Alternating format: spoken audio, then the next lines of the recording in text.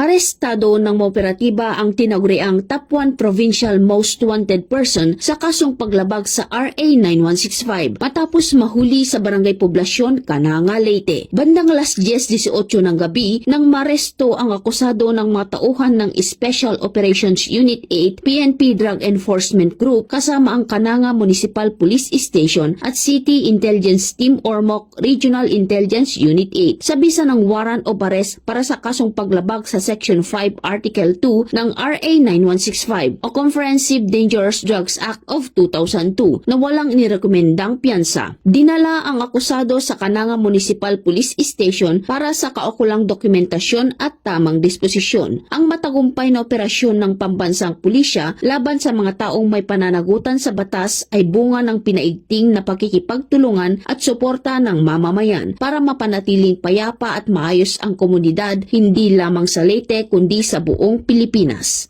Mula dito sa Eastern Visayas, ako ang inyong PNN correspondent, Patrolwoman Palafox, alagad ng batas, tagataguyod ng Balitang Pulis.